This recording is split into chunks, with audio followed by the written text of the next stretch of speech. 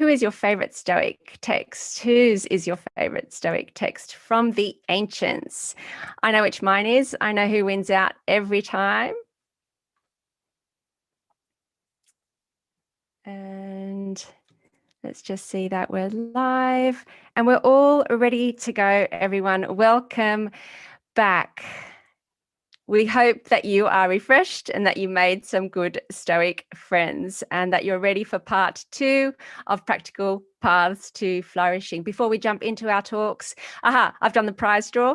Now it's time to introduce a very, very special speaker, Jamie Lombardi. Jamie teaches philosophy at Bergen Community College in New Jersey, where she is implementing the state's first Corrupt the Youth program geared toward teaching philosophy to high school students.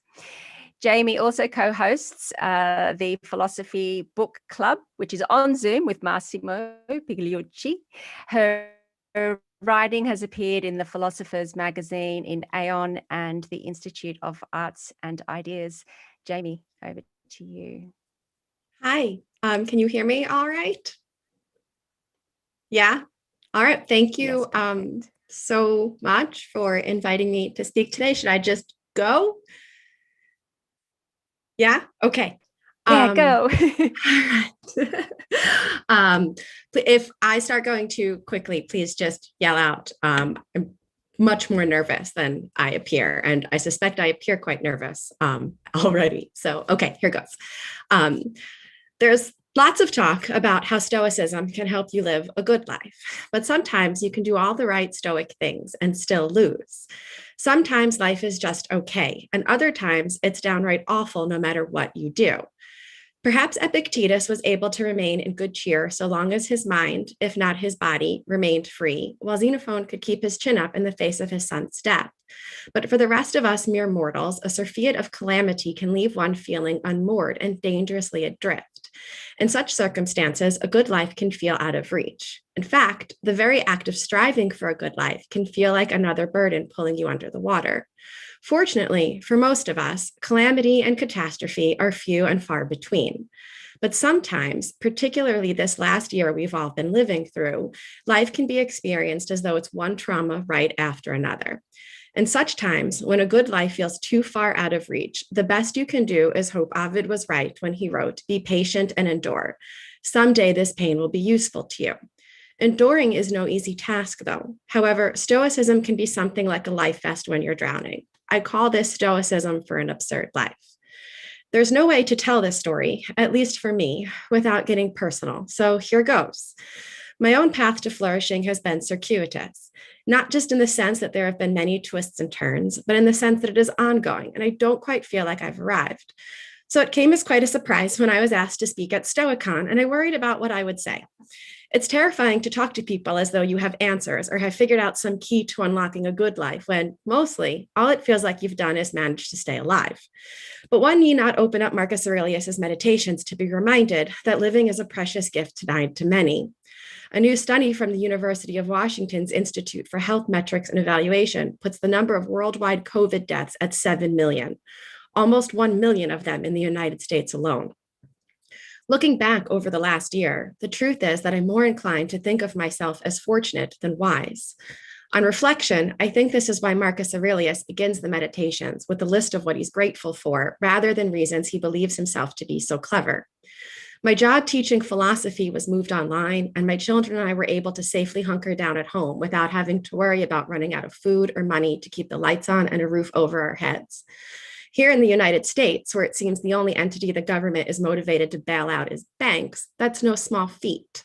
I know there's a temptation among some to attribute the fact that they're still standing while so many others are not to their resiliency, hard work, grit, or intelligence. But that suggests that if only the people who did not survive were more resilient or intelligent or whatever, that maybe they'd still be here. And that's not my kind of stoicism. Sometimes people don't make it, or times are really hard, not because you're not stoic enough, but because fate is as arbitrarily cruel as it can be kind. Sometimes the reason why life is what it is have nothing to do with you or anyone, and the only thing you can do is not take it personally until the world does what it does and changes again. Sometimes someone just puts something in their mouth they shouldn't, and because they do so in a world where there is easy access to international travel, a deadly contagion rapidly spreads around the world. It's not your fault, or anyone's really, but nonetheless, you're going to have to live in this world where most things that happen do so by chance and accident.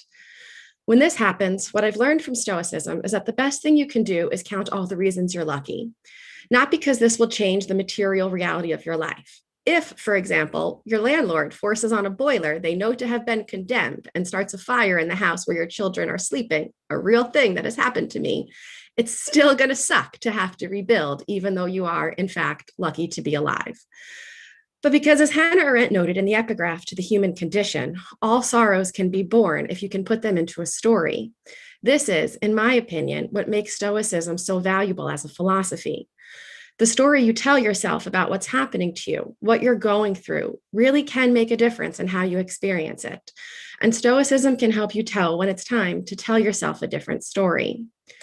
For example, I would be lying if I said practicing Stoicism throughout the pandemic kept me free from any grief or anguish over all the things I felt like I'd had stolen or lost.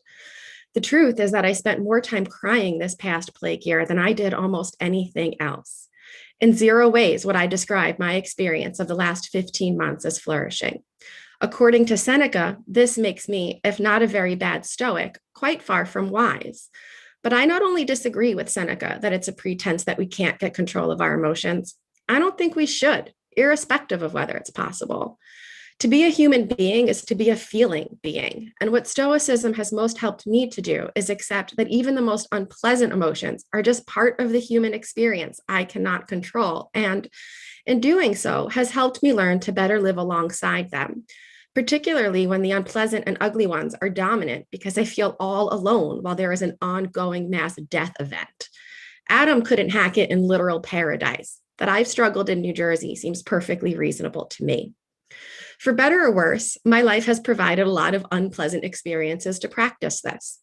In an essay I wrote for Aeon, I shared how Marcus Aurelius' meditations helped me survive the grief that comes with finding yourself suddenly widowed at 31 with a 1 and a 5-year-old to raise alone. But what didn't make it into that article is that this was far from my first exposure to soul-crushing trauma. Widowed solo parenting has been many times harder by the fact I don't really have family of my own outside of the strictest biological sense. Not due to death, but because I had to emancipate myself from abusive parents while I was still a minor. The emotional impact of this is probably obvious, but it's the practical aspect that has been the cause of the greatest strife. My life has had many fits and starts. There have been times I've not known if I'd have a place to sleep at night, let alone a career I could be proud of. I share this because right before the pandemic broke, I had just begun to think I had finally secured these things for myself. Not only had my article run in Aeon, I'd been accepted to give a talk in Venice, and publishers were reaching out to me to ask if I was interested in writing books for them. Finally, I thought, eudaimonia. And then the world turned upside down, as it had for me so many times before. And I began to despair that life would never be more than surviving the feeling of drowning, only to be dunked right back into the water again. I feared I was going to run out of the energy to just keep swimming. Getting asked to write a book was a dream come true, but being locked down at home as the only adult with a 12 and an 8-year-old was the stuff of nightmares. We were in the epicenter of the outbreak in the US, and in addition to the upheaval and uncertainty, there was a palpable feeling of terror in the air as people fell ill and mobile mortuaries were set up mere miles from our home. My children, having already been made intimately familiar with the reality of death, demanded every ounce of emotional energy I had in a desperate bid to reclaim something like a feeling of normalcy or safety. The fumes of what was left over went to my students, who emailed in panic for extensions while their parents lost their jobs or lay in COVID ICUs. Like millions of parents across the globe, I ended each day exhausted from the nonstop cooking, cleaning, and caring duties that had been stacked on top of all the other responsibilities I had. Without a partner to turn to or family to lean on for help, there were days I wasn't sure I'd be able to make it through to another one. There were even days I thought it'd be a more merciful universe if I didn't. As fortunate as I knew myself to be, all things considered, my day-to-day reality felt like I was being eaten alive, only to get just enough rest so I could do it all over again. By the time I got through all the things I had to do, There was not enough of me left over to do the kind of writing I'd been asked to. I began to despair and wonder if maybe the problem was that I really was just as bad, selfish, and dumb for pursuing philosophy as I'd spent my adult life trying to prove I wasn't. Thankfully, in the midst of this, someone on Twitter suggested a book club to read Albert Camus' The Plague and the Plague. I signed up immediately, and that 1 hour a week I got to talk to other adults about something I loved became an almost sacred light in the darkness. I threw myself into Camus harder than I already had, for no other reason than it made me happy to do so. The similarities between my daily life and that of Sisyphus were obvious. The same mundane tasks day after day, while time seemed to stretch out into infinity. But there was an even deeper wisdom to be found in his journals as I discovered Camus' affinity for Stoicism and how he incorporated its insights into his response to the absurd. Rather than refusing to feel human emotion or pretend they aren't a facet of our existence, Camus tried to come to terms by surrendering to the intensity with which he experienced them.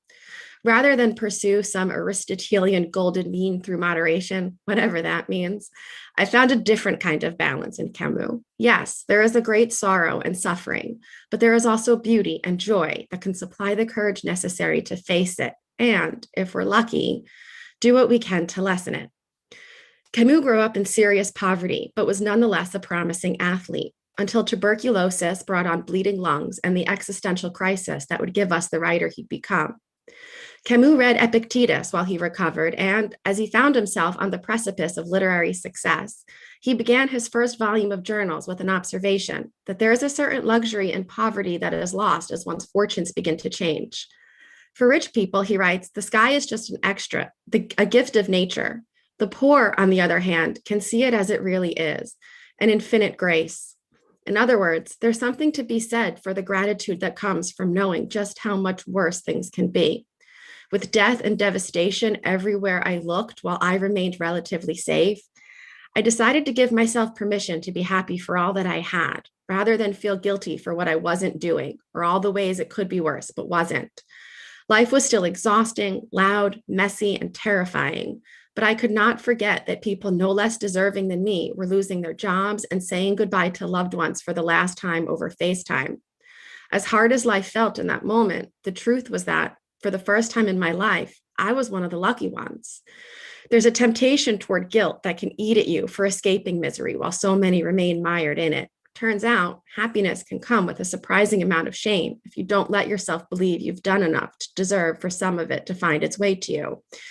Taken all together, I realized it was time I started to tell myself a different story about who I was, how I'd gotten here, and what there would be room for in my life going forward. Camus' acknowledgement that things can always get worse is not altogether different than the Stoics' memento mori, probably because it's inspired by it. It's a clarion call to bring you back to the present moment where your life actually is. If you are relatively fortunate, as I was as far as surviving plague went, it's a reminder to be grateful for those things you do have, at least as much as you are sad for those things you do not. That Camus was wrestling with these themes as he tried coming to terms with his own change in fortune reminded me of Epictetus, and I began to think differently about my non-writing but hardcore momming plague self. Why should I worry about being a nobody when what matters is being a somebody in those areas of my life over which I have control and in which I can make a real difference? There is little to nothing I could do to change the amount of noise, mess, and discord wrought by two young boys stuck at home in the middle of a global pandemic. I could do nothing to change the fact that my own government was lurching dangerously toward fascism. Nor was there anything I could do to change the fact that the combination of these things felt like living with my brain set on fire. As Camus writes, the absurdity of the catastrophe does not alter the fact that it exists. But I could make sure that my children felt safe. I could cook 3 meals a day, and I could make sure I used the resources I was fortunate enough to have to keep them and me home, logged into school, and supplied with games for distraction long enough to make it until we had vaccines in our arms. And as I said to the Institute of Art and Ideas when they asked what the pandemic had taught me so far in the fall of 2020, I could set aside the desire, and especially the pressure, to be anything more than I already was. Mom, adjunct, COVID-19 pandemic survivor. It was in 3rd grade that I realized I was different and other children weren't afraid to go home after school. So I decided that it didn't matter to me if I never published another word, if it meant I could grow up to be the sort of mom that kept my own 3rd and 7th grader feeling safe at home in the middle of a global catastrophe. If other people think this makes me a failure, so be it. I know how hard it actually is. Of course, this is not a good way to write a book or anything. But as Camus writes in The Myth of Sisyphus, from the point of view of Sirius, even Goethe is dust. This helped me to see that even if I wrote the greatest book in the world, it would not only not change that when all is said and done, I'm headed for dust. It also wouldn't result in a very big change in how I'd live my day-to-day life compared to how I lived during the pandemic. When I drilled right down to it, whether or not I could live a good life did not hang on whether or not I ever again combined words into sentences for other people to read. In my wildest fantasies, where I'm a best-selling author, I would be an utter recluse. My ideal life would overlap quite significantly with how I lived during the pandemic. I'd venture out into the world only slightly more frequently and give more hugs, but mostly I'd want to be home or somewhere outside, preferably in a boat, with a handful of people whose company I truly enjoy. In truth, were it not for the fact that human contact itself became potentially fatal, there were and are things about life under plague that I've realized I actually prefer, but for the fact they come with a plague. Most importantly, I came to the conclusion that what really mattered about writing was not whether or not other people read what I had to say, but whether or not I had anything to say that was worth the trouble of reading, and that remained true no matter how few pages I filled. Marcus Aurelius uses a metaphor of an emerald to make this point. It doesn't suddenly become flawed because no one admires it. Being read, like being praised, is an extra, a bonus. It changes nothing about the thing itself. I'm the same if I write 0 books or 100.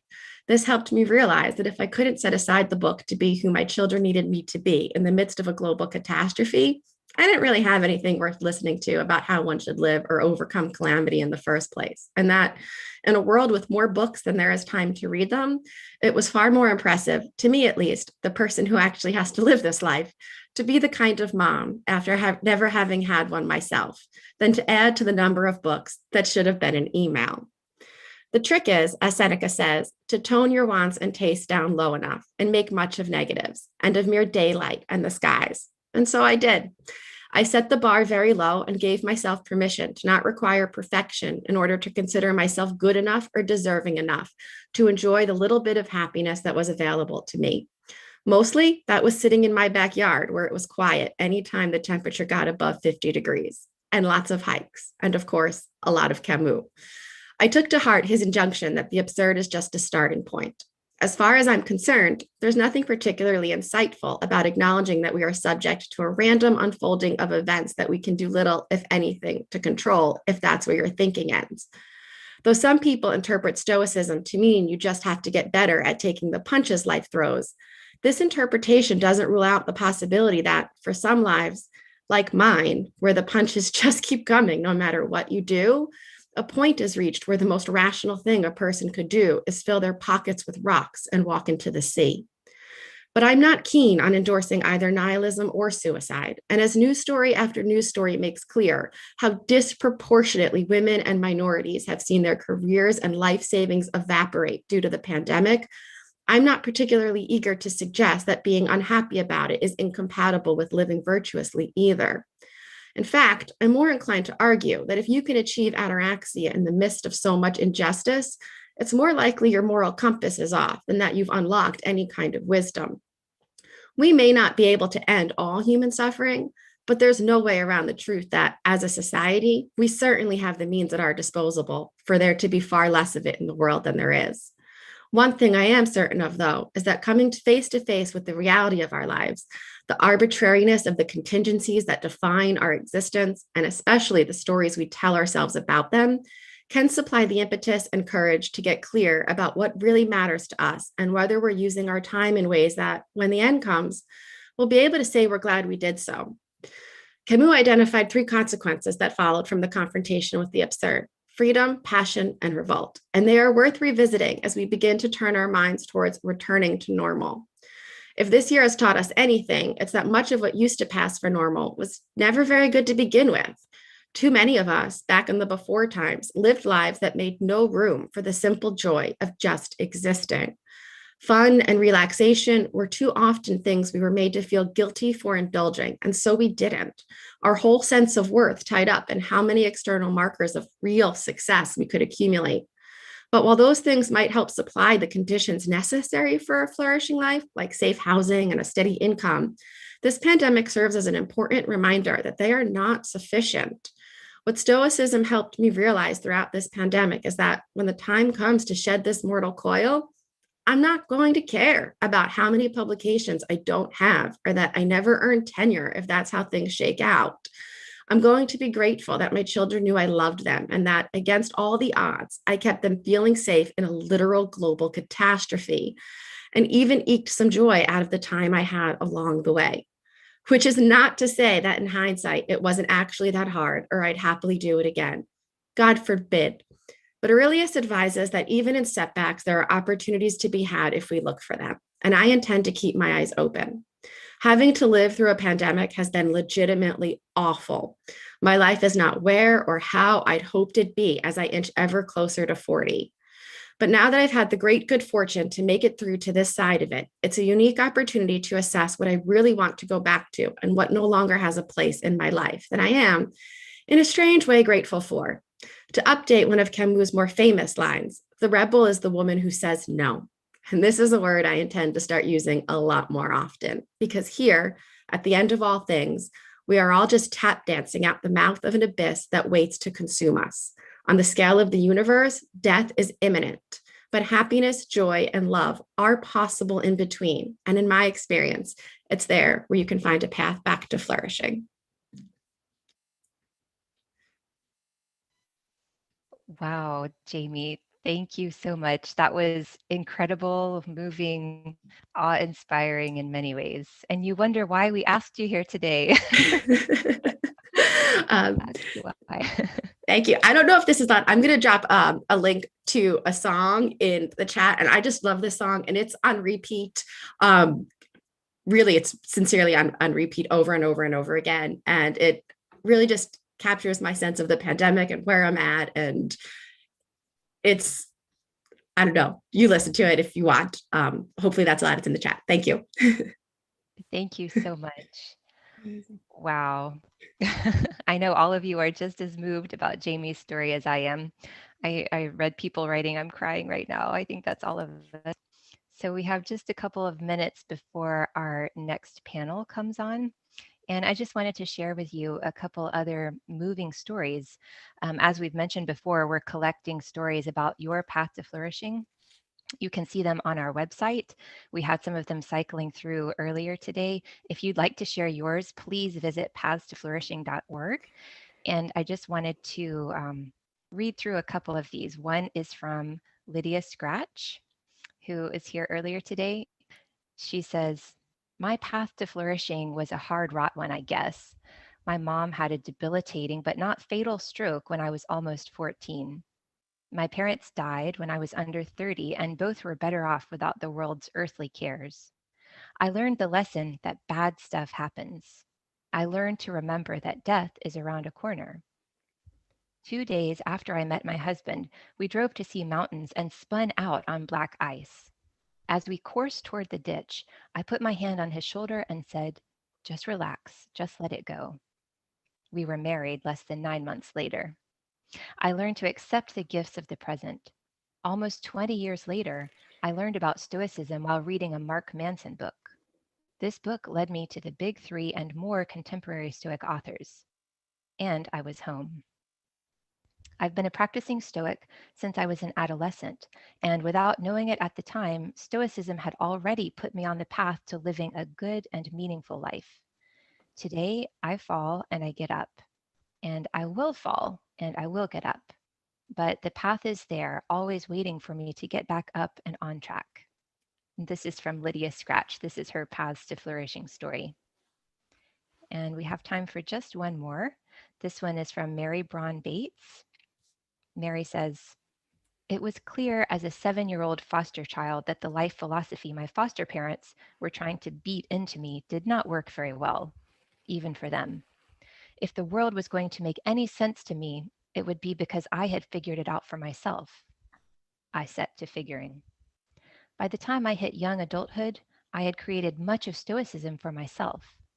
I decided that virtue was the highest good. I couldn't enumerate the virtues, but I could recognize them when I saw them, and I set my life up in support of them. I realized that some things were not in my control, and to try to control those things was folly. I drew the line of what I could control a little too close to myself and ceded some of my control to the world. My happiness suffered because of this, but I did the best I knew to do. I arrived at midlife with some things on the plus side and some on the minus side.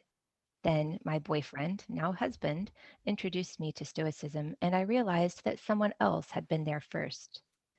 I began to read and study and discuss with like-minded folks.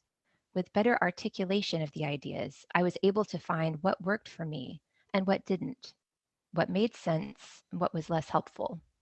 I am grateful to Stoicism for helping me to thrive through some very difficult times. Now, I work as a primary care doctor to support my writing habit. I write about philosophies of life and medicine. This story is from Mary Braun Bates, and it's her Paths to Flourishing story. So I just want to thank these women and Jamie and everyone here today who has shared their story with us and is on their own path to flourishing. We hear you, we appreciate you, and we are so glad you are with us right now. It's time for us to move on to our panel, our final panel of the day on creativity. We have a powerhouse panel of creative Stoics who will share their thoughts about the relationship between Stoicism and creativity. Your panel moderator is conference co-host Kathryn Koromilas. Kathryn is a writer, educator, and creativity coach, and an event host and speaker. She uses ancient wisdom and writing practices to help reignite creativity, reimagine purpose, and foster a thriving creative practice for living well. She hosts the Stoic Salon podcast and is writing 2 books inspired by Stoicism, The Joyful Practice of Stoic Death Writing, and in collaboration with Dr. Ranjini George, Journaling with the Stoics. Panelist Karen Duffy is a writer, model, television personality, and actress. She's a New York Times bestselling author. One of her books is Backbone, Living with Chronic Pain Without Turning into One. Her articles on a wide range of subjects have appeared in numerous media outlets, including the New York Times and Oprah magazine. Panelist Kasey Pierce is an author, editor, and creator of the Nora series, a movie-optioned sci-fi that made her a household name in indie comics, as well as a space opera about Alzheimer's, the other people who live here. Kasey is in high demand as an international speaker on marketing and direct sales in indie comics. Currently, she's one of the editors of Donald Robertson's graphic novel, Verissimus, The Stoic Philosophy of Marcus Aurelius. Panelist Rocio de Torres is a digital product designer and multidisciplinary artist who has conducted research on how communication design can help apply philosophy to daily life. Through design, literature, painting, and songwriting, she focuses on bringing philosophy closer to daily life and sharing stories with meaningful narratives. Rocio is a supporting member of the Modern Stoicism team and designs many of the graphics you see from Modern Stoicism. So I will now turn the floor over to Kathryn. Neuroscientist Michael Gribko defines creativity as an idea that is novel, good, and useful. Now, that's a much saner definition of creativity than the one I inherited as an undergraduate pursuing literary heights via the Romantics, where creating literary fiction demanded more than hard work and a bit of talent. It demanded near divine genius, supreme originality of style and voice, and emotional and mental pain and suffering. The creative life was equated to a life of misery. But long before the Romantics, and also now in recent years, I refer you to the work of, say, Elizabeth Gilbert in her book on creativity, Big Magic. She actually mentions Marcus Aurelius in that book. These days, there's a gentler, kinder model for creativity. And I think there's something that the Stoics can teach us about being kind and gentle with our creativity too. And that's why we're here today. Although the Stoics don't offer a comprehensive theory of creativity, what they offer those of us who seek to live a sane, joyful, good, and meaningful creative life in community is their good practice. Today, we're going to focus on 3 questions, though we could keep you here all afternoon, evening. The first question is, what is creativity for? At least as we understand it as practicing, and I mean that literally, practicing Stoics. The second question focuses on creativity in the self. So does creativity help us overcome hardship and help us flourish? The third question focuses on creativity and community. Stoic philosophy is not an inward-facing philosophy. It's not self-centered. And creativity sometimes does feel like it serves just the self. Stoicism, being an outward-facing philosophy, encourages us to want to live good lives in accordance with our nature. And by nature, we mean that to live and create together, which is kind of what Marcus Aurelius tells us in Meditations 2.1. And on that note, I will ask the first question, what is creativity for, to you, Duff? And Duff, take it away and then pass it on to Rocio. I'll come back with a second question, which I'll ask to Rocio, and then Rocio, you pass it on to Kasey, and then I'll come back with a third question and head on back to Duff. So we'll kind of do it that way. Duff, over to you. What is creativity for? Well, one of my favorite quotes about creativity is from Albert Einstein. And he said, creativity is intelligence having fun. I just love that. I mean, as a writer, it is a source of immeasurable amazement every day that the English language only has 26 letters, 26 measly letters, but you could line up these puny shapes and it could be a masterwork like Sharon Lebell's translation of Epictetus. Or you could line it up and it would be the lyrics to Baby Shark. What I love is that creativity is experimenting. It's taking risks. It's making mistakes. It's breaking the rules. But most of all, I think it's having fun. And it's something you've said to me, Kathryn, it's honoring the miracle that's in your head and honoring our gorgeous, beautiful, compassionate minds. Rocio, what about you? Yeah, so I think that a creative person just needs to be a creative person, right? The artist needs to be an artist. There's no a utilitarian reason for it. It just happens naturally. So the artist is fulfilling their own the natural potential, right? As the Stoics would say, they are in accordance to their own nature.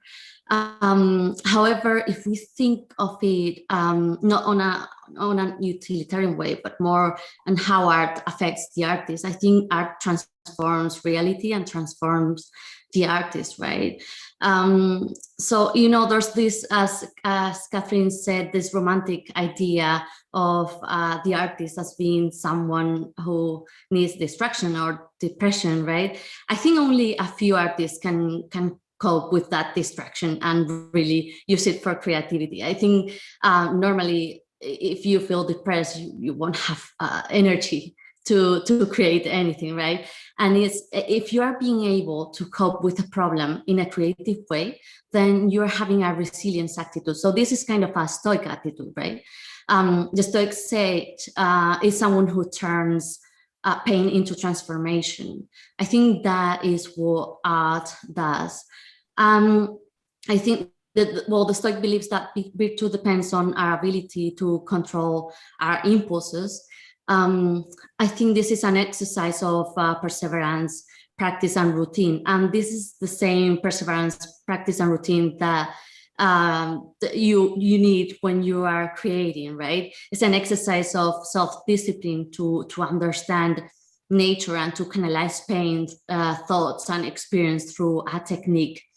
Particularly for me, painting is a meditative practice of self-discovery.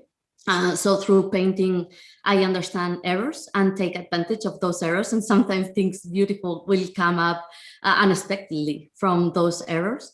It's a practice of resilience. And it's very much related to understanding that lots of things during my painting practice are not under my total control, right? Painting is for me a reflection of life experience. And that's why it's a self-discovery practice. And it's a healing exercise. Kasey, do you want to jump in there? What is creativity for you? I'll just ask you to unmute if you can. There we go. Can you hear me now? Okay. Yeah. Hi. Okay. So creativity is a channel by means of which to spread a message. It's a documenting of the human condition throughout history and a showcase of different frameworks of philosophy. For example, we look at the tragedies that are littered with underlying Stoic principles, like Medea, for example. And Medea has this screwy reasoning that the way to avenge her heartache Jason has caused her is by killing her own two kids. Now, she has actually used her own careful reasoning to deduce her rationale to two main points. One, something bad has happened, and two, revenge must be taken. Now, this is actually a perfect example of the Stoic theory of psychology that says emotions are partly cognitive in nature and can result in bad reasoning without the practice of self-discipline and the obtaining of clarity. In music, we have songwriters like Bob Seger, spreading messages of impermanence and resilience. I'm from Detroit, so he's one of my favorite songwriters. He has a song for every moment of everyone's life, seemingly. He's been there. He's met all types of people, and most of his songs are about seeing through the veil that these people are better than you, being an authentic man, and also about a resilient mindset, like in his song, Like a Rock. My eyes were clear and bright. My walk had purpose. My steps were quick and light, and I held firmly to what was right, like a rock. So whether it's one man or society as a whole, sending an inspiring and an impactful message is a huge reason for being creative in any way you can. Not all of us speak the same language, but we all speak art. It makes us Pied Pipers, historians, ministers, sages, and so on. And speaking from a business sense, though, the greatest leaders are the most innovative on their feet. They're forced to be creative, and that's where they shine. So in essence, creativity is a sanctuary for people seeking purpose because it gives them license to create their own purpose. Ooh, Kasey, that was a nice little way to end that little blurb there. I like that. I wanted to, there are already some interesting questions in the chat box, but I want to get back to Duff and hit our second question, which is about the self, creativity and the self. And I know that a lot of us turn to art and writing for therapeutic purposes, in a way, a form of self-expression and even self-help to a certain extent. Duff, do you have any comments on creativity for the self? Does it help us become more resilient, deal with hardship? And if so, what would the Stoics say about that? One of my late friends, the actress Carrie Fisher, used to say, "Take your broken heart and turn it into art."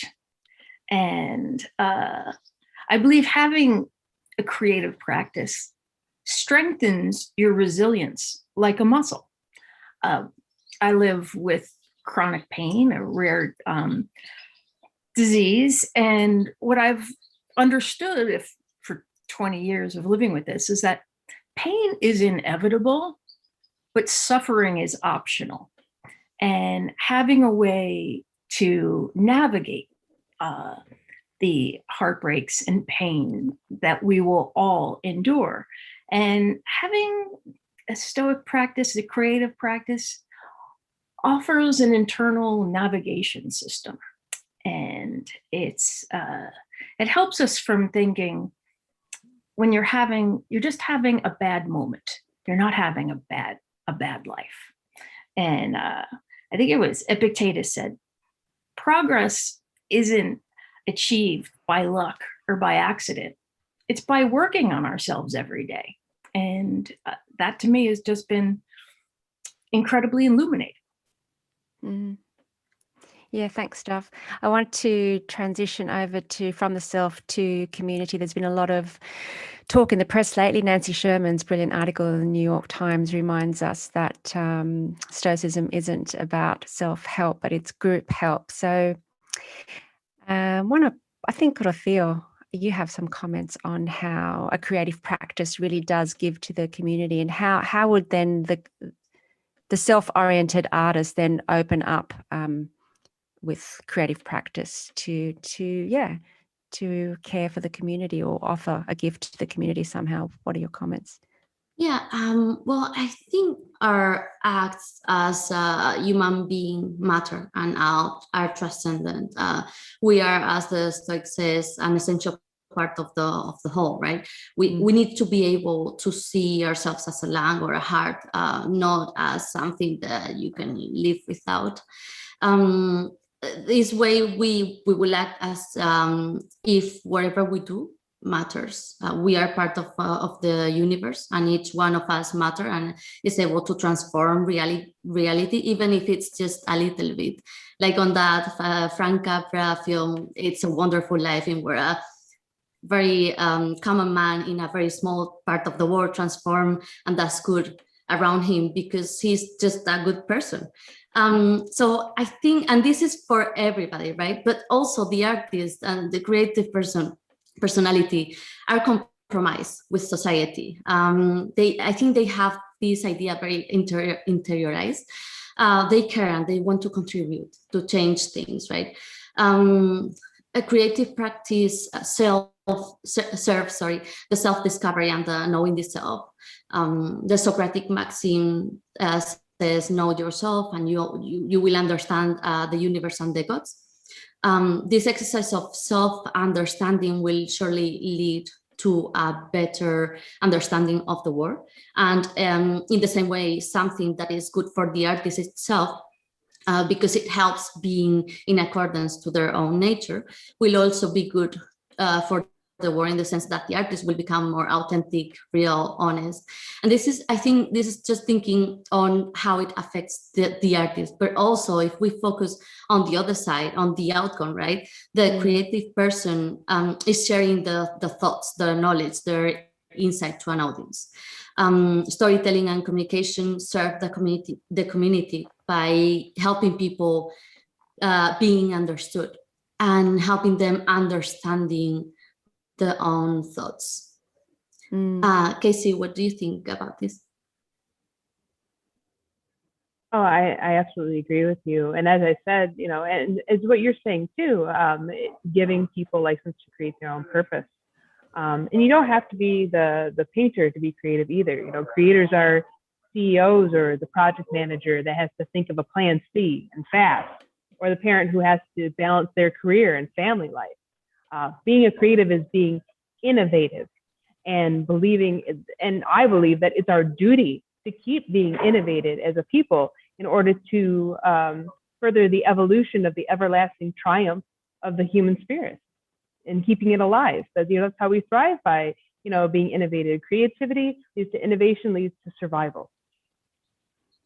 Kasey, just wanted to jump on and just ask you, do you find that there's any tension between the creativity that you do for yourself and the creativity then that makes you a kind of a social being? Is there a tension between the self and the community? I don't find that. I think also being innovative, it means finding harmony with that. So, not so much. I think the only creative tension that I ever feel is as an editor, sort of going and there's a misunderstanding of I'm here to change things, and I'm not. What we're here to do is we're here to turn up the volume on your voice and make sure that you are being perceived 100% the way you meant to be perceived, and the message too. So there is tension because people out here as creators want to sort of lone wolf it, and but united we stand, really. I mean, and we can all help each other out. So it's all about harmony and finding that balance. Yeah. Yeah. I mean, there's also a lot of competition in the creative, well, I think in maybe all walks of life, I guess.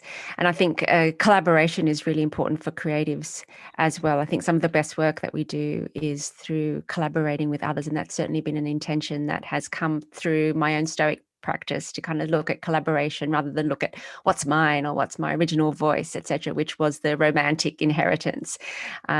Yeah, I wanted to pop into the chat box, and this is for you, Duff.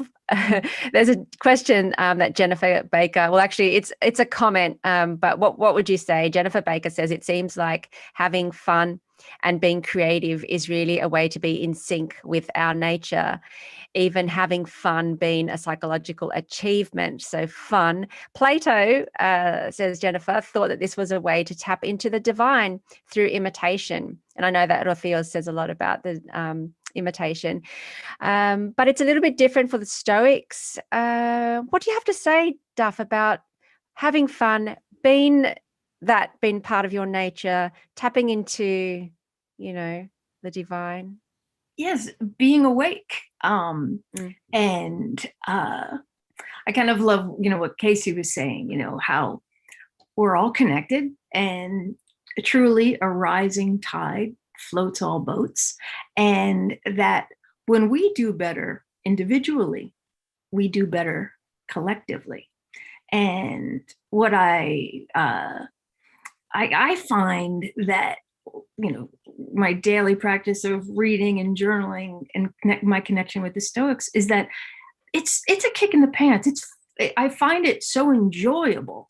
It's right up there with tequila with my great friends, except these minds that I'm connecting with preceded me by 20 centuries.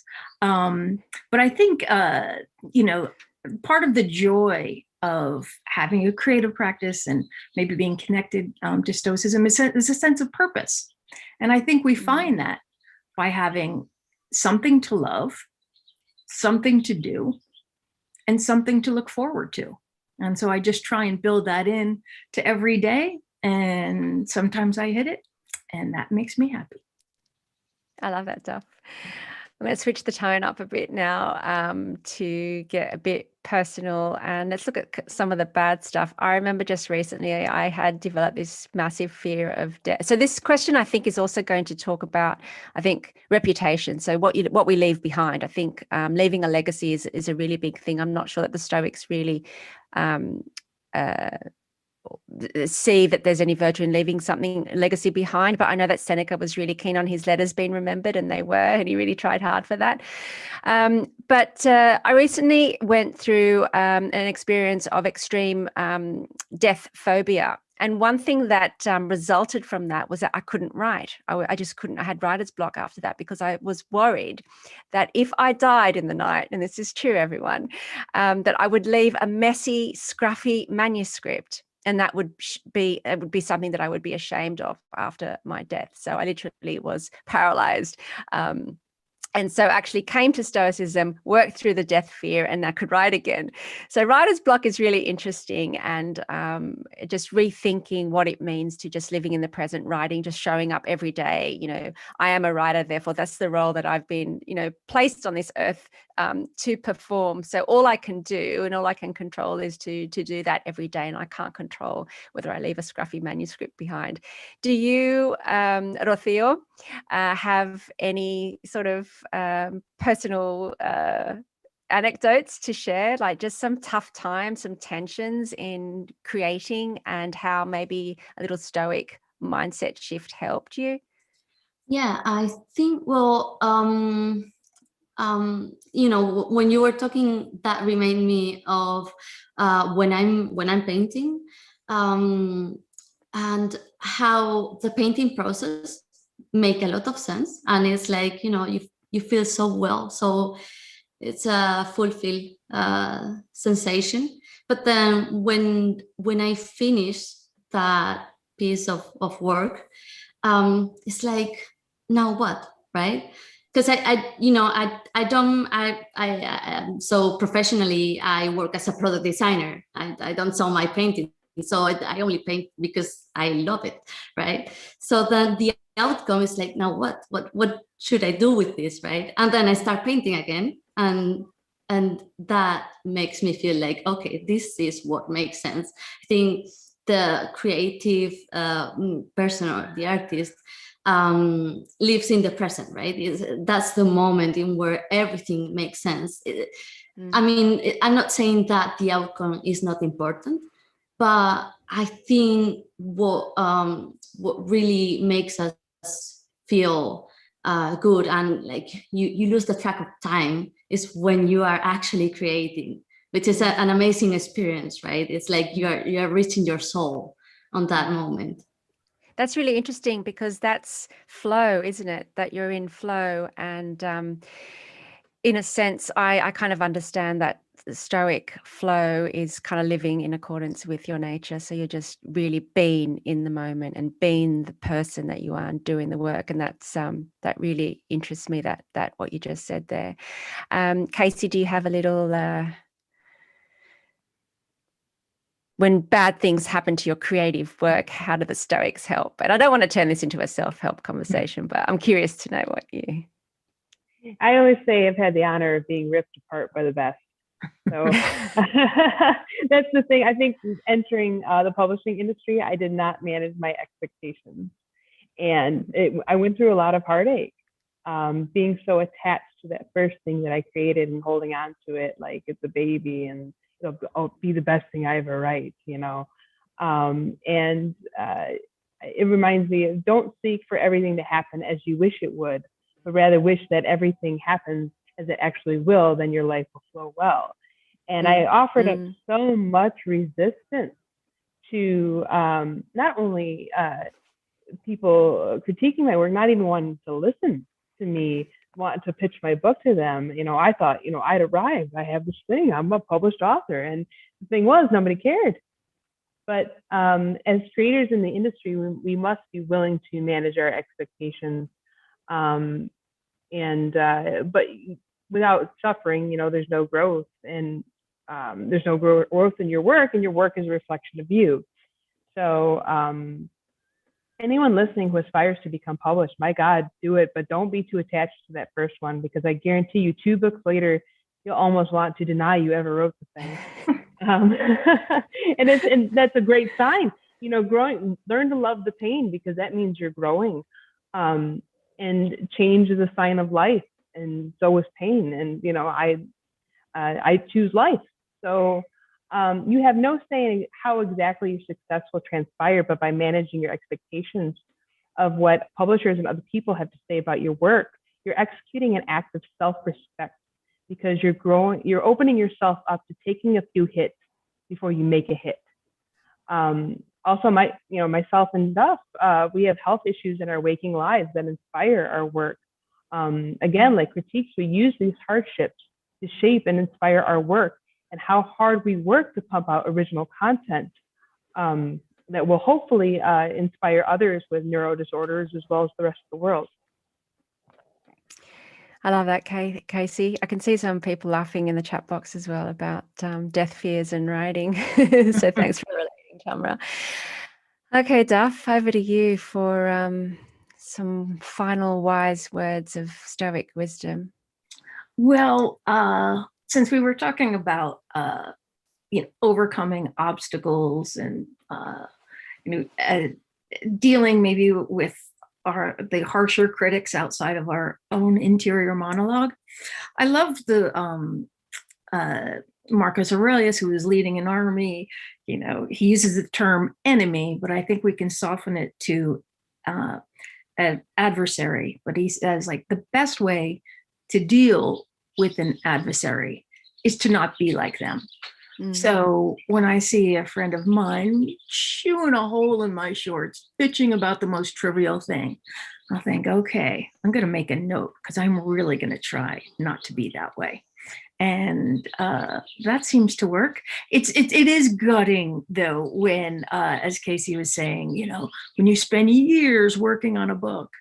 And I wrote a memoir, and they said, like, never read the comments. And I remember my favorite negative comment and it was about a memoir. Said it was the writing, it was good, it was funny, but she would never shut up about herself. Well, it was a memoir, but so I like the fact that if getting pummeled definitely does help. It makes you brighter and smarter and absolutely more resilient. Thanks, Duff. I want to follow up on that with something that really shifted my entire approach to writing and to creativity. It's going to take me back to how I started this session, the idea of having to create something unique and singular as a writer, which could actually be paralyzing. I read Marcus Aurelius's Meditations via Pierre Hadot and via Gregory Hayes. And Gregory Hayes said something in the introduction to his translation, which just blew my mind. He basically said that Marcus Aurelius hasn't done any original philosophical work in Meditations. What he's done, and that blew my mind. It's like, what? There's no originality in Meditations? Why read it?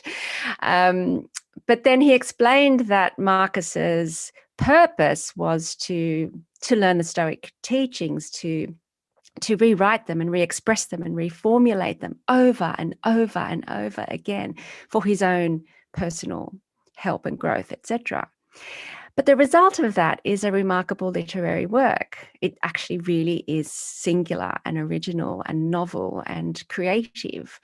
So that has really impacted my approach to writing as well. And if you work with me in the future, or if you come to the journaling workshop tomorrow, I do a lot of work with copying, literally just copying, and not just the Stoics, but Mary Oliver, one of my favorite poets, David White, and just copying the work as a way of meditating with the text, sitting closely to a text, paying attention, just as Marcus Aurelius did to the Stoic text that he'd learned. And quietly just rewriting, re-expressing, reformulating until, ta-da, at the end, this beautiful literary work. Sure, he was an emperor, so probably more people were interested in his work than might be in some of ours, but keep going. And on that note, I want to thank, we didn't have enough time, everyone, but hopefully this is the beginning of discussions on creativity and Stoicism, because I think it's something that's really interesting, and not much has been said about it so far. So we've got 20 seconds left, so I'm going to have to say goodbye, but let's all turn on our mics and just say, hey, thank you so much. It's such a pleasure to be with you all, Kasey, Rocio, Duff. Thank you. Thank you. Yes, Thank thank you you. guys. Thank you. It's been an honor. It's an honor to be with you, esteemed colleagues. Thank you. And thank you so much, ladies. That was very inspirational, very inspiring. Thank you so much, all of you. It is time to continue on in our creative vibe now. Our next session is going to help us become creative in a different way. We have a guided meditation to connect with your inner goddess. Dr. Alkistis Agio is a TEDx speaker, wellness TV host, and leadership trainer who helps clients transition from anxiety and anger to calm, confident self-leadership. She has a master's in integrative psychotherapy from Middlesex University and a doctor of philosophy specializing in transpersonal psychology. Her signature method is based on Greek philosophy and cognitive behavioral therapy. Alkistis's work in promoting the Hellenic or Greek approach to wellness has been featured on CBS, The Sunday Times, The Washington Post, CNN, Fox, Al Jazeera, and NBC. So let's have some fun and relax with a gentle guided meditation. Prepare yourself for a journey to wisdom, wellness, and wonder through Greek philosophy. Whatever your hopes and dreams may be, you will emerge from this guided meditation much more comfortable and much more confident than before. It will all seem effortless to you. Now prepare yourself, arrange your clothes, make sure your other devices are turned off so that we will have no disturbances during this guided meditation. Your hands should be to the side of your body with the palms facing upwards. Now let's begin by taking a deep breath together, inhaling through the nose, holding that breath and spreading it throughout your whole body, from the top of your head to the tips of your toes. And only when you've spread the oxygen in your body can you then exhale through the mouth. Again, inhale deeply, deeply, deeply, relaxing your facial muscles, relaxing your shoulders, spreading the oxygen to all the cells of your body, and exhaling through the mouth with double the time, so that really you empty out any stress. Once again, a deep, deep inhalation, relaxing your jaw in particular by dropping your mouth open, spreading the oxygen throughout your whole body, relaxing your shoulders. And again, exhaling double the time so that you feel deeply, deeply relaxed. Observe your abdomen, your stomach area, as it's rising and falling with every breath you take. Observe how it inflates like a balloon every time you're inhaling, and how it deflates every time you exhale. Allow yourself to breathe naturally, relaxing and being comfortable with every breath you take.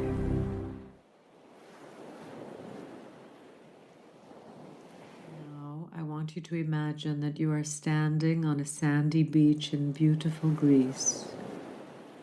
You're looking outwards towards the sea. You pause a moment and inhale the salty sea breeze. You notice the shimmering golden reflection of the sun on the surface of the water. You are drawn to walk into the clear water, so you undress. You approach the foamy edge of the sea. The water is calm and welcoming. First, your ankles are wet, then your knees, then your waist. As you progress deeper into the water, you dip your head in. Now you are swimming around a bit, feeling how relaxed it is to simply be floating and flowing in the water. You feel cleansed and refreshed. Now you see the island in the near distance. It was always there, but you hadn't noticed it. It's a lush green island, and you're curious, so you begin to swim towards it. The waters beneath are crystal clear, so you feel safe and comfortable as you swim towards the beautiful island.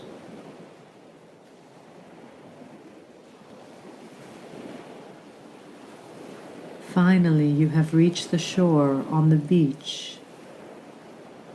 There is a white linen toga with your name embroidered in gold. You understand that someone has left it there for you, so you put it on. Once you are dressed, a beautiful woman appears.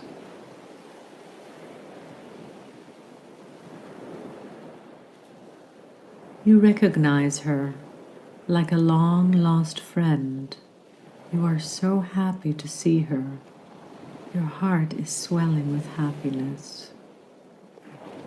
She says to you, "Welcome, lover of wisdom.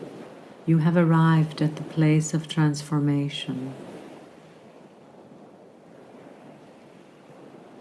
Now you are gazing into each other's eyes.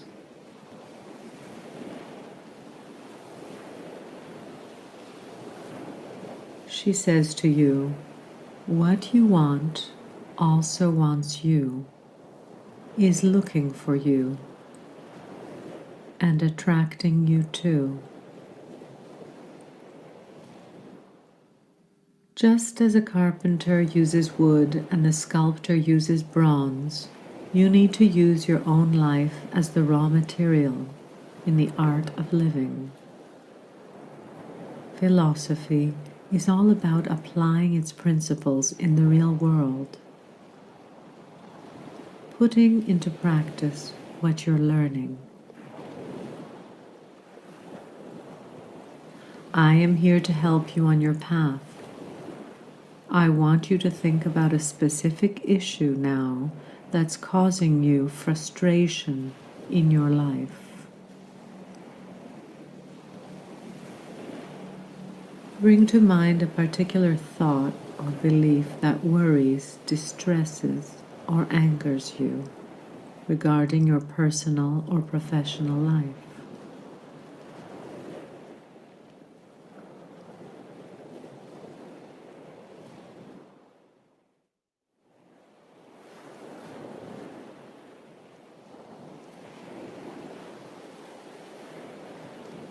The best way to do this is to visit the scene as if you are watching it on TV. If the frustrating, angering, or frightening event happened in the past, revisit and relive the scene to review it and connect with your fear.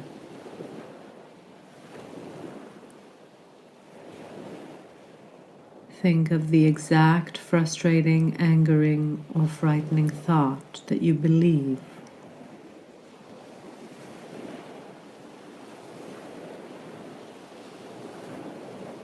What are the words you are telling yourself? In 1 or 2 sentences. It's a belief that you presently hold about yourself, another person, or a situation. Try not to analyze it. State it simply. It could be something like, down deep inside, I'm afraid that I'm not good enough. Now ask yourself, is it 100% true? How do you feel when you believe that it is true?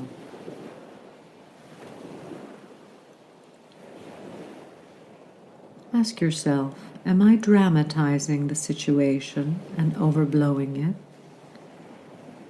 Am I generalizing and assuming things that are not 100% true? Am I over-personalizing and taking offense at things or blaming myself about things that are not really related to me?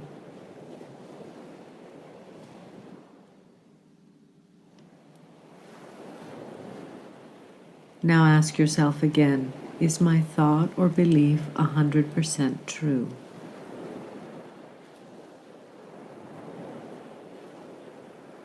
We lie to ourselves. If we can only demystify it for a moment, we'll loosen the ground on which it stands. Sometimes it takes one small doubt to make the walls start tumbling down.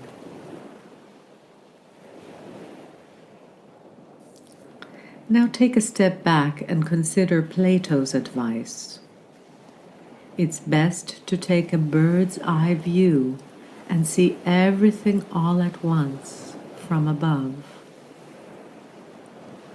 So now take 3 deep breaths and feel yourself connecting with the cosmos, the logos, nature, God, or however you like to call the source and universal consciousness.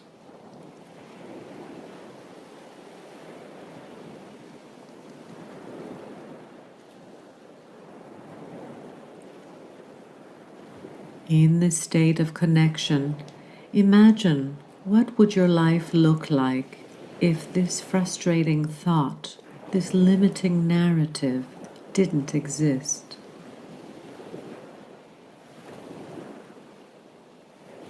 Who would you be if you didn't have it?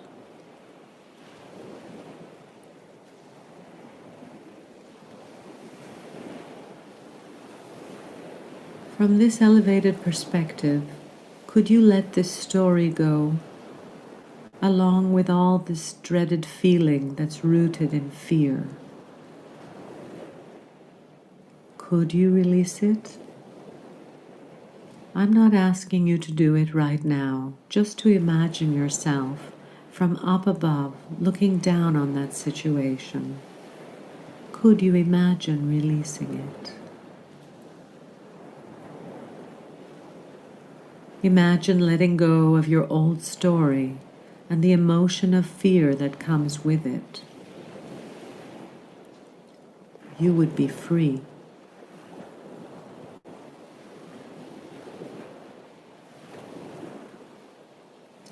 Would you consider being free of that story or that emotion?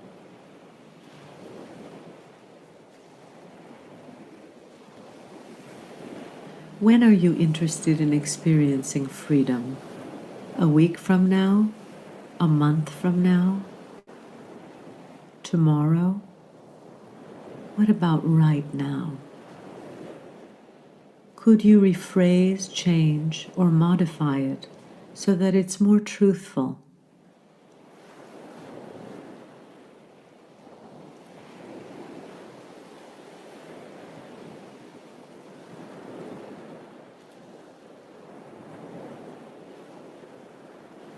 Go ahead and reformulate your thoughts.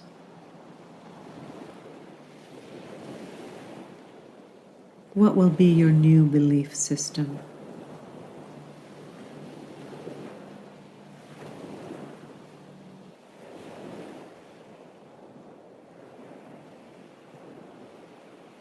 Now, in just a few moments, you will be returning to your ordinary life, your usual state of consciousness.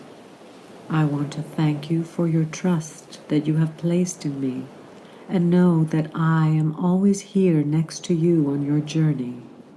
And now, on the count of 3, you're going to return to full open awareness, returning to your ordinary life. 1, take a deep breath, expanding your shoulders, expanding your arms over your head like you do early in the morning, stretching yourself. 2, take another deep breath and move your body, stretching from side to side. 3, extend to the tips of your toes and the tips of your fingers, stretching your whole body, feeling revitalized. You're feeling confident, you're feeling powerful and certain of yourself, and opening your eyes if you've had them closed up until now. The reality may look the same, but you have changed, and that changes everything. Thank you for joining me in this guided meditation. I look forward to seeing you next time.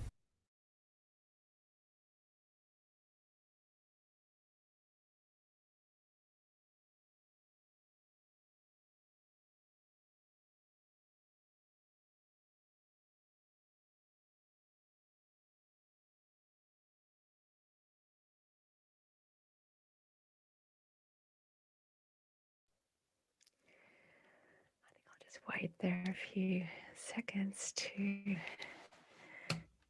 allow everyone to come on back.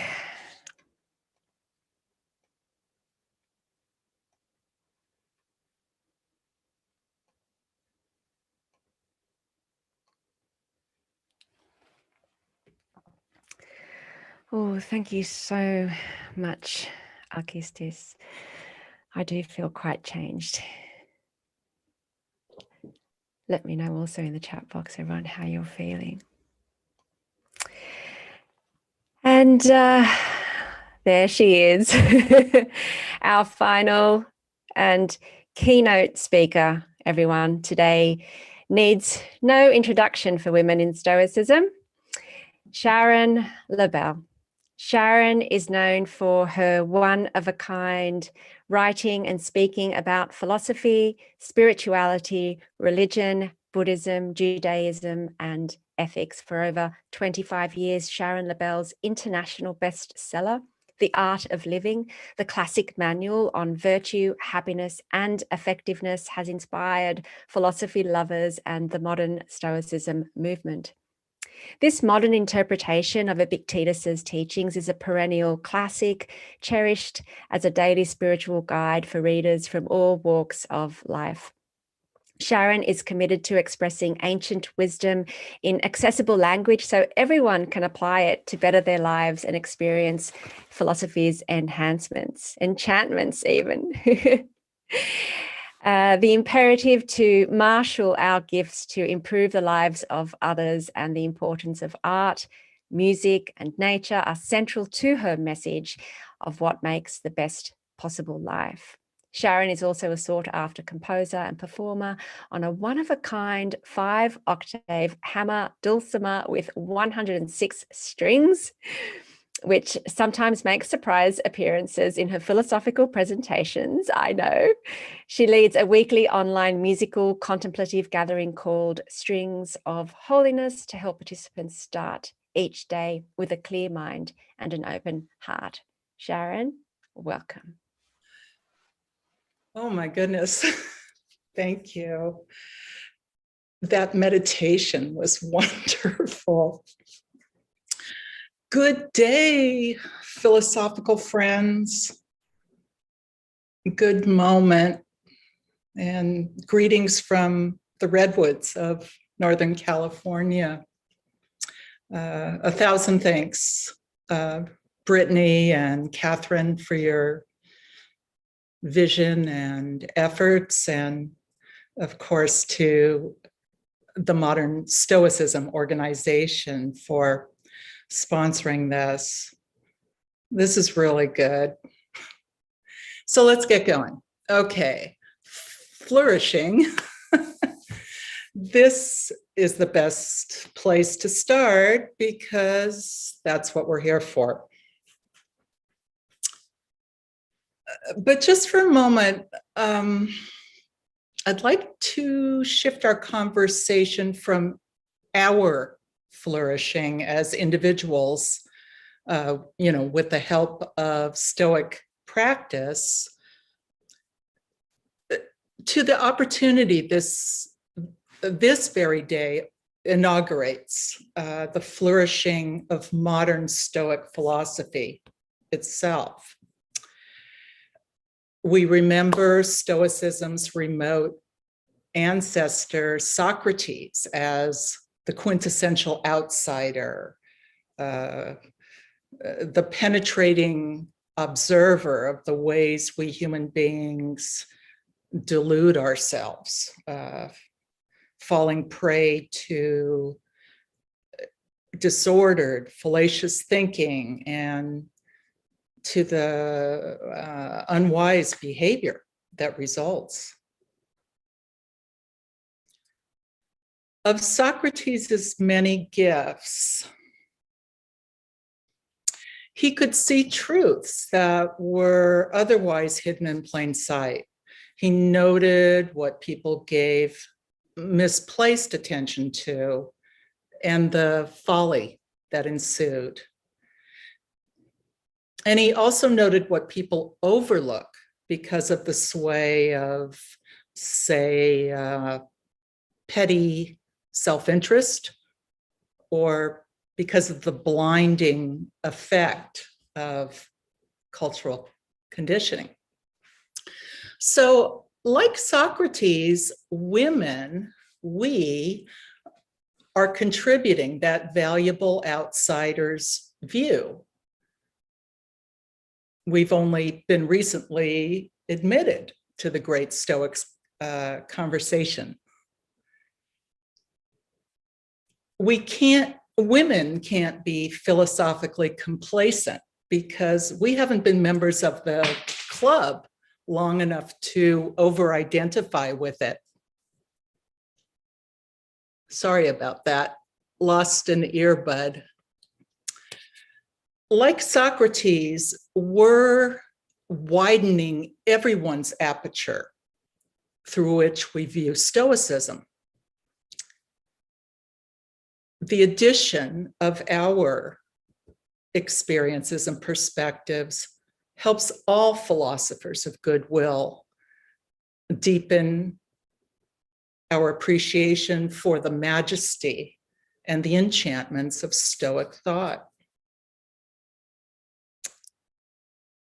Also, our outsider status allows us to view Stoicism as what I think of as amenders or augmenters.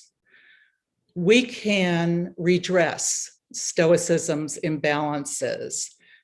We can more easily see what's missing. No one here needs convincing that Stoic thought and practice are invaluable and often transformative. Fortunately, Stoicism, since the time of Zeno of Citium, it's proved itself to be open to innovation, to freedom of debate, to reinterpretation, and to clarifying growth. That's why we all like it. It's not a frozen, self-defended orthodoxy. Its very essence urges us to think for ourselves. But it's important to note that our Western moral philosophical inheritance from Plato to, say, G.E. Moore, it makes only passing reference to human vulnerability and to our dependence on others. Whereas those conditions are really the defining characteristics of the human condition. Like this great philosophical tradition out of which Stoicism arose, there is a paucity of attention given to our human limitations and the paramount importance of optimizing cooperation with others.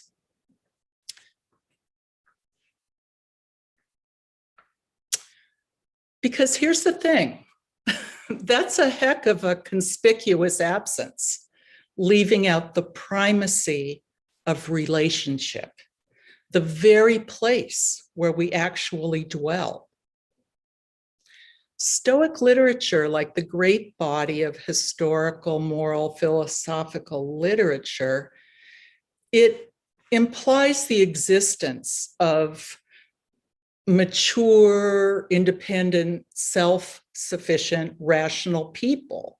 The prototype, of course, being a man, and this self-sufficient, philosophizing person, their social and business and philosophical and political relationships exist in the adult world, mostly in the public sphere. Childhood, if it's noticed at all, is a topic that receives only brief and incidental attention. Yet we are dependent children for a fairly long part of our lives. And if we're lucky enough to live to old age, we are often dependent at that time.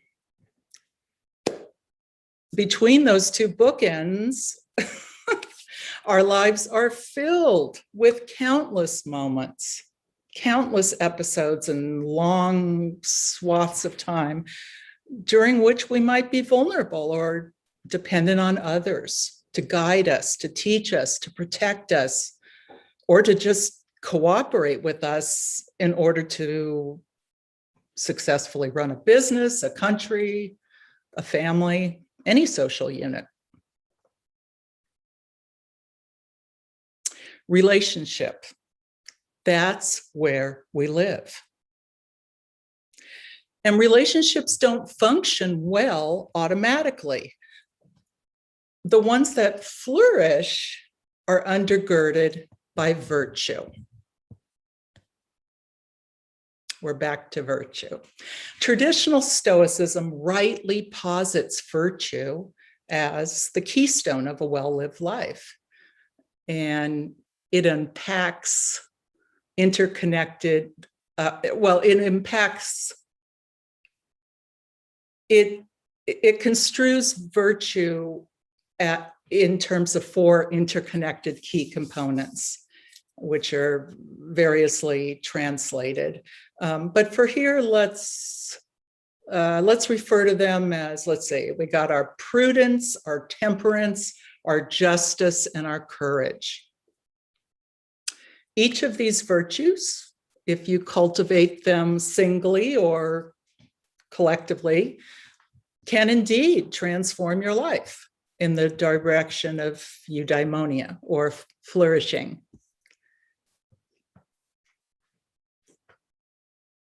In the Stoic scheme, virtue, composed of these 4 parts, is single and indivisible, and it's sought for its own sake.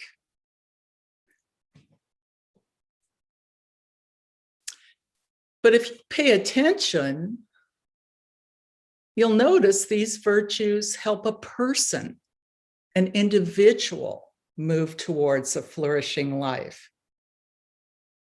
All good, yet something's missing. Why? Because these 4 virtues, whose cultivation are inarguably transformative, are what I call I virtues. They're sought and developed by and for the flourishing of the individual, me, myself, and I. And to be sure, a person who sincerely labors to live a virtuous life likely will be a beneficial influence on society. However, with females absent from philosophical discourse till only very recently, what we might call the we virtues, which predominate in a female experience of living in the world, are absent. And we need to spotlight them for a complete representation of human virtue. Because even an imagined ideal society of individuals practicing the I virtues,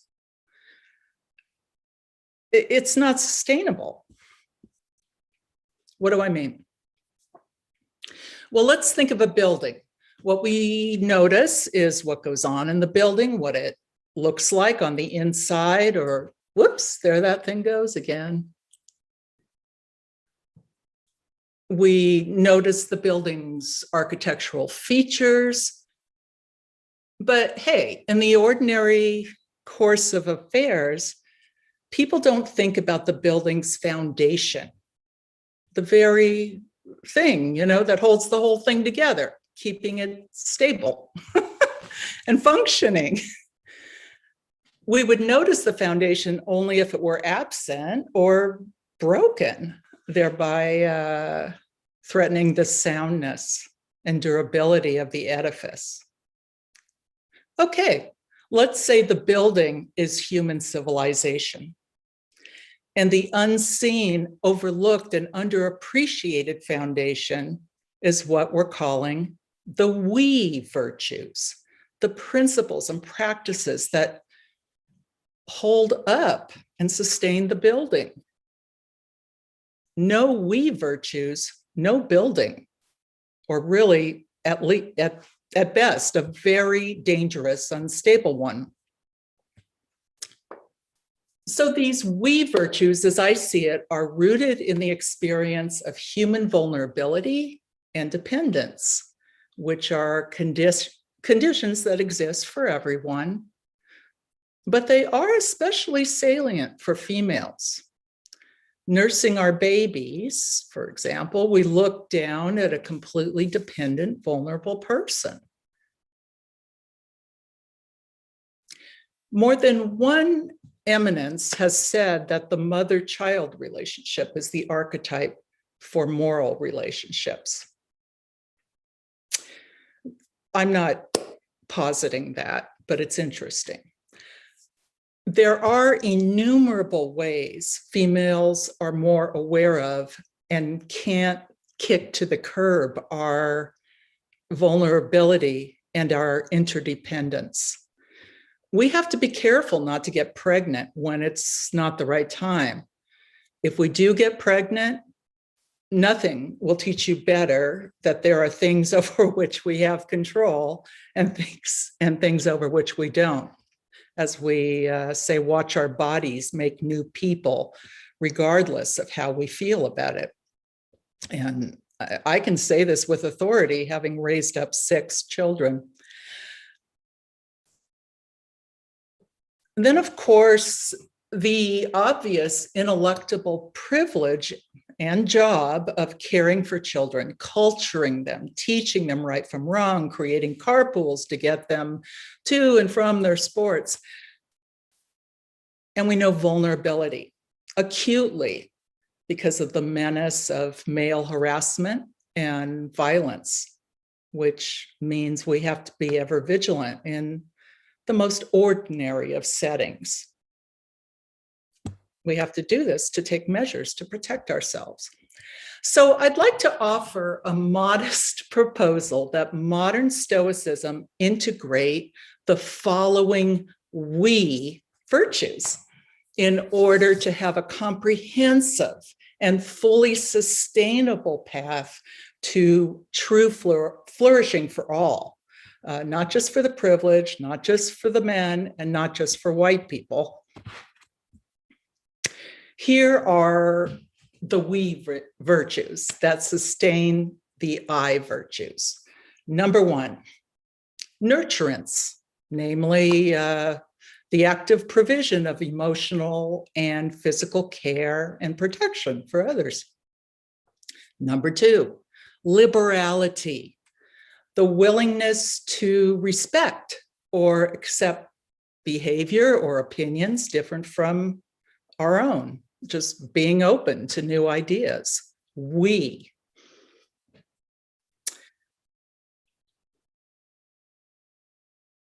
Kindness, number 3, the quality of being friendly, generous, and considerate. And finally, altruism, the selfless concern for the well-being of others.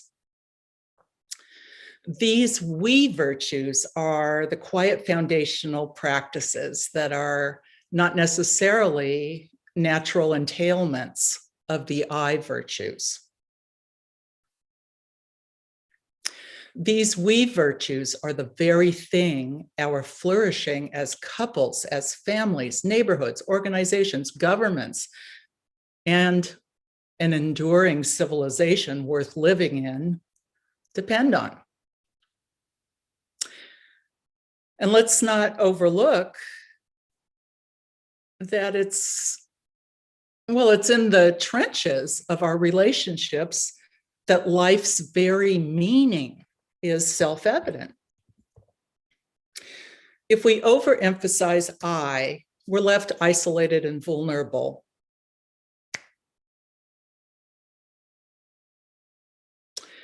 We need civility. We need the perspective of we, which is the glue of any functional group.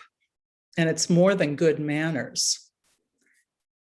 It's the affirmation that the problems of some are the problems of all. And a good society is built on collective responsibility. Duh, right? Okay. Now, some might mention that these we virtues are redundant since, the Stoic exhortation to be a citizen of the world is baked into the philosophy. Being a citizen of the world is definitely a worthy ideal, but it does point to a kind of cosmopolitan sensibility, and it locates the individual principally in the public sphere. Whereas I believe we need an integrated and comprehensive virtue of we that embraces the public and the private sphere, because we live in both. Okay, now the emphasis on our relationality, is that a word? I don't know. And altruism, these are modern philosophical ideas. The link between altruism or the we perspective and the good life, it seems self-evident, but it's really a recent introduction into the broad study of ethics. Caring for others, it doesn't really feature much in ancient Greek values. For example, there's really nothing in Aristotle's Ethics that I know of that speaks of self-sacrifice. And of course, Western philosophy stands on his shoulders and evolved from his teachings. The best summary I can conjure to describe the spirit of the 4 we virtues are the words to the chorus of a song my late friend Nathan Siegel wrote. It just goes simply like this. From you I receive, to you I give. Together we share. This is how we live. From you I receive, to you I give. Together we share. This is how we live. Some of us may hear these words prescriptively. This is how we ought to live. I hear these words, descriptively. This is actually how we live, reciprocally, in relationship. If this reciprocity is not embraced as the primary value it is, if it's seen merely as an incidental part of the human experience, at best, we're going to be desperately lonely, and at worst, the entire edifice of our intimate relationships, our families, our communities, our world, all of those will first develop imperceptible cracks and then by degrees eventually crumble. From you I receive, to you I give. Together we share. This is how we live. Okay, let's move on to individual flourishing. I can't say this enough. Being a human being just isn't easy. It's really hard, actually. And this is especially true in this particular moment we find ourselves in. Because of the fallout of the pandemic, people of all walks of life are struggling. Some days, mere existence in our contemporary world can feel almost overwhelmingly empty. Hope I'm not bumming you out. Stoicism and philosophy are not panaceas for all of life's ills and challenges, but its practices can indeed restore order to a fractured mind through stillness and contemplation. It can point us back to our cherished principles, toward our ideals, toward whom we wish ourselves to be. And the simple effort to recalibrate ourselves can, in and of itself, be salubrious. This effort, this engagement with reaching for virtue is the path to flourishing. And this effort takes place within the apparently most prosaic moments of our lives. Because flourishing isn't a shift of outward circumstance. We know it's the inward shift of seeing, for lack of a better word, the sacredness, the mystical wonder of all things in those so-called mundane moments. So living your life as if your life depended on it, what I call flourishing, is the second stage in the philosophical life. What's the first step? An opening of the mind and the heart to deliberate innocence, a deliberate retreat from the shaky self-protection that we attempt to derive from irony. We retreat from, or at least suspend, what we are so convinced is true. We quit pretending and acknowledge the fragility of our minds, and especially our fears. We choose a philosophical life by deliberately suspending, examining, and thereby seeing the insubstantiality and unnecessary burden of our soul's turbulence so that we can recalibrate our focus. We let go of the rope and thereby encounter ourselves and our experience from the vantage point of unencumbered wonder. Because, wait a minute,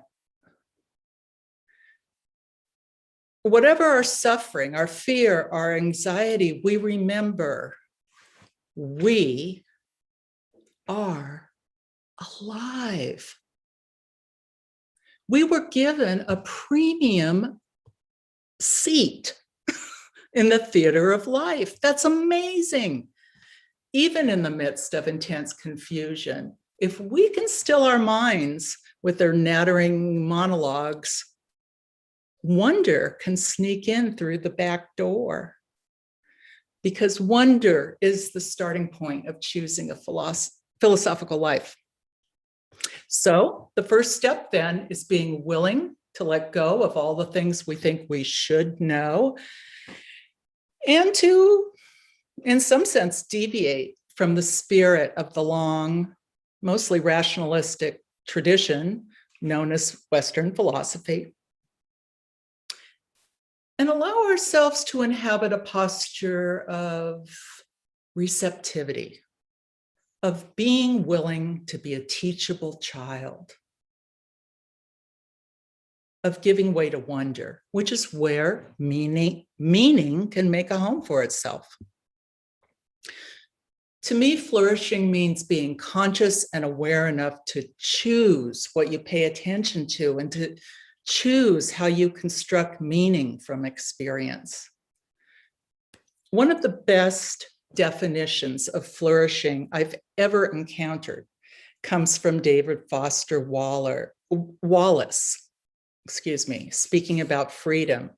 But I'm going to substitute the word flourishing for freedom because they really are the same thing. So Wallace says, there are all different kinds of flourishing, and the kind that is most precious, well, you're not going to hear much talked about in the great outside world of winning and achieving and displaying. The really important kind of freedom involves attention and awareness and discipline and effort, and being able truly to care about other people and to sacrifice for them over and over in myriad petty, little unsexy ways every day. That is real flourishing. The alternative is unconsciousness, the default setting, the rat race, the constant gnawing sense of having had and lost some infinite thing. So I titled our time together, Living as If Your Life Depended on It, Choosing a Philosophical Life. This means not falling into our default patterns, living as if our life depended. That's flourishing. That is stepping out and taking your life seriously. It's deciding what matters and who and what you're going to love. And then you go full bore. It's really that simple. I think when we choose a philosophical life, we are coming from the same impulse that turns some people to prayer. We're seeking a palliative for our existential anxiety. We want to make peace with our rogue natures. Much of our lives are a struggle for happiness. We long for a felicity that always seems out of reach. We get caught in our blabbering inner apologia, that soliloquy in our head that just won't shut up. So where do we start this journey of loving and living wisdom? I believe it begins when we close that book on Wittgenstein, when we put down our glass of wine on the table and we just leave the cafe where we were earnestly comparing ideas about Hellenistic ethics or postmodernism or what have you. A philosophical life starts when we remove our earbuds that are playing the clever lecture, and instead we head outside to our backyard or to a park or to a beach or to a cemetery, and we excuse me, that was my beep beep. We lie down supine and we gaze into the sky. If it's daytime, perhaps we behold the shifting shapes of the clouds. If it's nighttime, perhaps we're lucky enough to encounter a starlit sky. We let go, we look and we listen, and life, unmediated, speaks to us directly through our senses. What we behold doesn't care about our personal story. We're just a speck looking up into incomprehensible vastness. We see that we're but an animal in nature. And we return to wonder. That's the beginning point of the philosophical life. And as Wittgenstein himself reminds us, living well was never a theory. Flourishing, eudaimonia, will never be a theory. It's a raw, direct encounter with life itself. So we start with wonder. We start with deliberate innocence. We start with wow. With I don't know anything. We decouple from the culture we live in. We see that life says, yes, you belong here. Nature says to us, I need you just as you are, just where you are now. You are necessary, and life is ultimately a friendly place. Yes, friend, you belong here. You're even essential and inevitable in this moment, in this place. But that doesn't mean I will unveil all my secrets, says nature. Those secrets are hard won. You will have to love. You will have to try. You will have to imagine. You will have to suppose again and again and again and again, and that is flourishing. So just finally, a few words and we'll wrap up about how Stoicism informs my life as a musician. The Greek word dion, meaning duty, is one of my favorite concepts in Stoicism. the idea that we accept our place in the world and we do our duty. I think it's safe to say that all of us live two simultaneous lives. Our outwardly lived lives consisting of our thoughts, our feelings, our words and deeds, and our unlived life, or our as yet lived lives. Call it the aspirational part of ourselves, who knows actually exactly who we are if we would just quit hiding or people pleasing. I'm talking about that ever-present undercurrent reminding us of our possibility. The self that has the courage to change, to step out, however wobbly and unprotected, to shine, to love anyway, to cut the crap and stop worrying about what other people think or what you think you might have to lose. So I ask you, how do we get those two lives to kiss, to become one? I think the Stoic idea of duty is the ticket here. I think of duty as a kind of covenant with ourselves or others, the aggregate of those promises we make, the ones we want to make. And when we start to keep those promises, even the small ones, to ourselves, to others, we move toward virtue, toward wholeness. We stop feeling like posers. We drop the ego, we drop our obsession with outcomes, and we obey our destiny. So what does this have to do with creative expression? I'll give a personal example. I have a covenant with my one-of-a-kind musical instrument. By chance, a long time ago, I heard a very small, it was kind of an embryonic version of this now one-of-a-kind 106-string instrument that I have played and performed on for decades.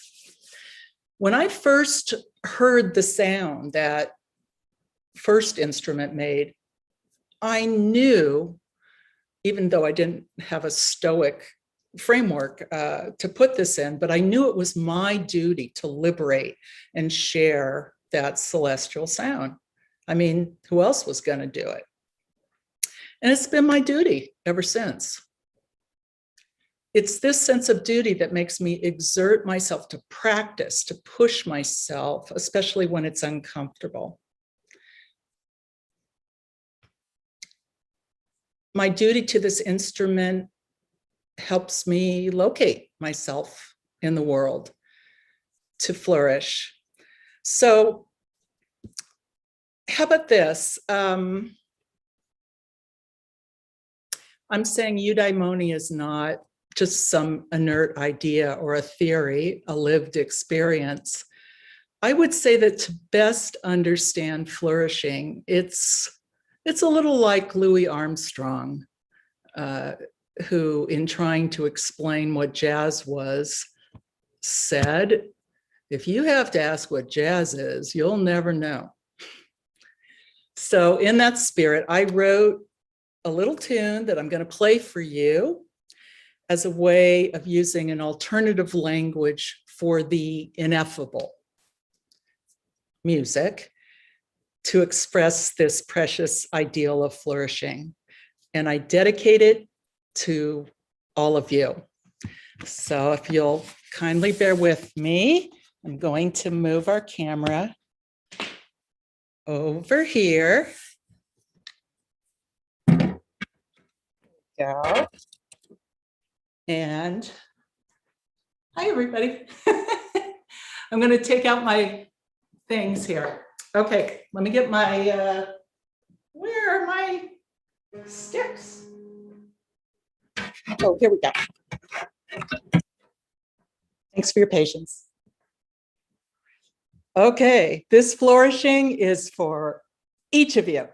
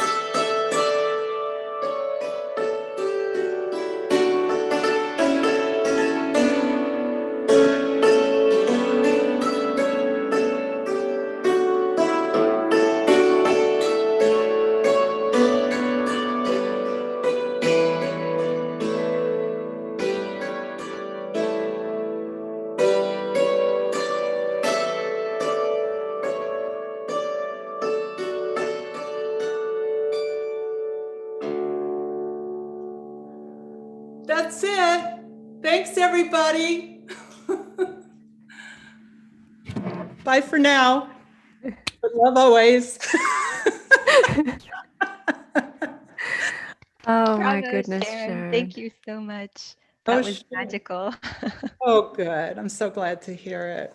It's There's just tears in the wonderful. chat box and here as well. Thank you, Wonderful. Sharon. Thank you for all you said. Those incredible insights. I think it's going to take us all some time to process everything you just said. But of course, not only Sharon, all the speakers here today have presented multiple things for us to think about. And we really wanted this conference to be an inspiration. And I think we just saw Sharon's inspirational abilities here. So thank you so much to all of you. I just want to say a huge, huge thank you to all of these amazing humans who have shared their life stories with us today, their wisdom. It's been an incredible honor and privilege for me as a co-organizer to get to know these wonderful people and interact with our supporters, our audience members, all of you here today. Our time is drawing to a close, so we have just a couple of reminders before we need to end. Everyone. How to speak. All of the sessions will be available as video recordings, and I'll be sure to get that out to you by the end of next week. We will email all ticket holders to let you know when they're available end of next week.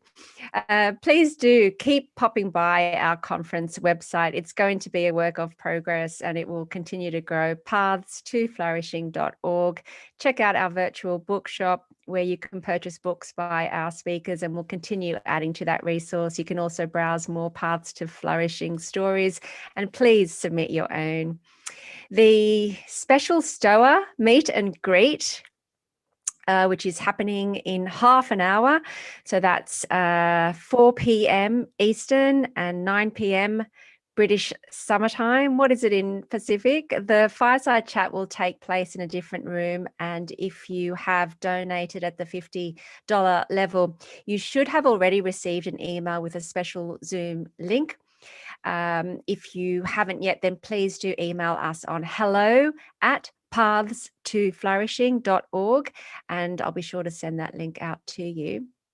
If you'd like to attend the special Stoa, which is a fireside chat with Sharon Lebell and our other speakers, as well as the journaling workshop, which I'll be leading tomorrow at 1 p.m. Eastern time. There's still time to top up your donation. Just follow the link, which Anne will, and she already has, thanks Anne, in the chat box. And then do email us so we can get those links to you. Yeah, Brittany. We'd now like to acknowledge everyone who has helped make this conference happen. This is primarily a woman-driven event, but we want to give a shout out to all the men in the audience today.